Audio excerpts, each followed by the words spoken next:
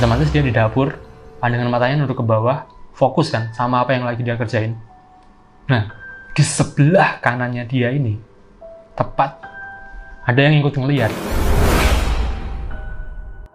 Pagi, siang, malam, cuman satu orang koki ini sendirian. Paling, kalaupun ada orang lain yang datang, berarti kan dia cuman... Nah, waktu itu juga, akhirnya, si koki ini cerita ke Mas Aji. Mas, kayaknya rumahnya agak...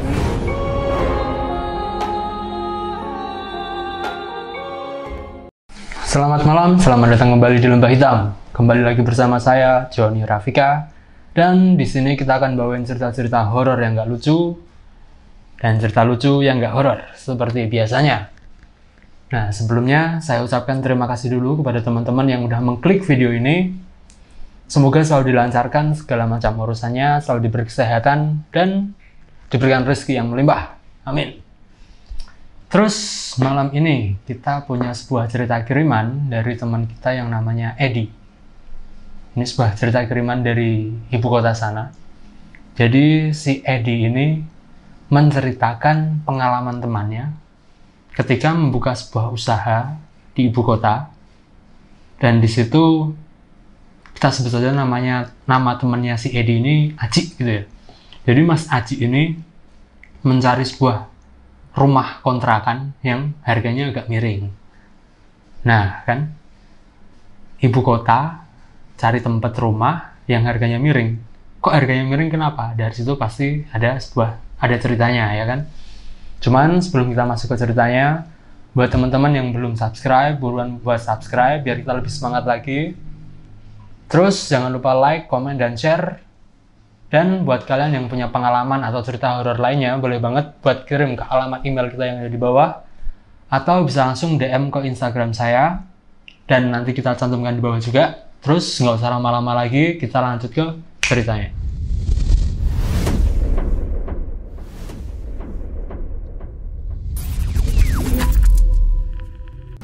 Sebuah kisah tentang rumah kontrakan murah di ibu kota.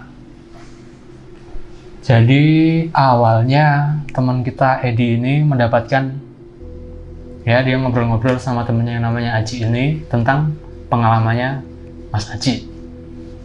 Jadi ketika itu sekitaran tahun 2015. Mas Aji ini dia emang sudah berdomisili di Jakarta. Nah terus ketika itu dia membuka sebuah ladang usaha baru. Jadi dia di Jakarta Barat, dia itu memutuskan untuk membuka sebuah usaha restoran. Nah, restoran ini bertempat di sebuah mall. Tapi, tempat yang dia sewa di mall itu nggak punya tempat masak, itu nggak ada. Jadi di situ cuma bisa buat display dan tempat makan. Nah, dari situ Mas Haji memutuskan untuk mencari sebuah rumah kontrakan untuk tempat dia masak sekaligus untuk tempat tinggal kokinya nanti. Akhirnya dicari kan, Mas Haji ini cari-cari info di Facebook, di aplikasi, lewat teman-temannya, lewat apa ya kan. Sampai akhirnya dia ada nih beberapa rumah dikunjungi dan ada satu rumah yang paling murah. Nah langsung aja nih, rumah yang paling murah ini kebetulan lokasinya juga nggak jauh dari mall tempat dia buka usaha. Ketemu kan sama rumahnya, dilihat. Rumahnya ini sekilas ya biasa-biasa aja lah. Kayak ya bukan rumah yang udah lama nggak ditinggalin, bukan nggak ada kesan-kesan seremnya sama sekali. Cuman dia nggak tahu kenapa kok harganya semurah itu, sedangkan lokasinya di Jakarta, ya kan? Singkat cerita, dari situ akhirnya rumah ini diambil sama Mas Aji ini, dibayar kan. Terus udah usahanya jalan. Si koki pun mau buat tinggal di rumah itu. Beberapa hari jalan, restoran di mall buka kayak biasanya. Terus makanan itu dikirim dari rumah itu, nanti diantar ke mall. Jadi di mall tinggal dipanasin gitu kan. Nah, sejauh usahanya jalan ini, yang tinggal di rumah kontrakan itu cuman satu orang koki ini, sendirian. Pagi, siang, malam, cuman satu orang koki ini sendirian. Paling, kalaupun ada orang lain yang datang, berarti kan dia cuman ngambil makanan, terus bawa ke mall, udah gitu aja ya kan. Suatu hari Mas Aji ini akhirnya mengunjungi rumah tersebut buat nengokin gimana nih kabar kokinya, gimana kerjaannya, kerasan nggak dia di rumah itu, aman nggak ya kan. Nah waktu itu juga akhirnya si koki ini cerita ke Mas Aji, Mas kayaknya rumahnya agak gimana gitu. Loh, emang kenapa Mas? Jadi ternyata menurut pengakuan si koki ini, pernah suatu hari ketika dia eksperimen buat masak menu baru gitu kan, dia potong-potong bahan makanan, otomatis dia di dapur, pandangan matanya nunduk ke bawah, fokus kan sama apa yang lagi dia kerjain. Nah, di sebelah kanannya dia ini, tepat ada yang ikut ngeliat, cuman dia nggak nengok. Entah itu orang atau apa, dia nggak nengok. Soalnya dia tahu kalau di rumah itu cuma dia sendirian. Cuman untungnya si koki ini emang orangnya ya cuek-cuek gitulah. Dia terusin eksperimen, tetap masak kayak biasanya. Sampai ya akhirnya sosok itu pergi sendiri. Itu satu kejadian yang diceritain ke Mas Aji. Terus ada kejadian lain ternyata. Jadi ketika koki ini tidur, dia tidur kayak biasanya, di rumah itu dia sendirian, nggak ada orang lain. Jadi orang tidur, tiba-tiba kayak kebangun, sadar-sadar, antara sadar dan enggak gitu kan. Dia lihat tuh, di bawah kakinya dia, ada yang jongkok sambil merhatiin dia tidur. Padahal di rumah itu nggak ada orang sama sekali. Cuman, balik lagi, untungnya si koki ini emang pemberani. Ya udah, akhirnya dia cuekin aja tuh. Cuek, dia lanjut tidur, bodo amat. Sampai akhirnya si koki ini cerita ke bosnya ya kan. Bosnya udah merinding di situ. Bosnya udah merinding, cuman si koki ini cuek-cuek aja. Nah akhirnya dia tanya kan, ya gimana Mas? Mas Aji ini tanya ke kokinya, ya gimana Mas? Masih aman nggak tinggal di sini? Nah menurut pengakuan kokinya, wah kalau saya sih nggak apa-apa Mas, kayak itu udah biasa.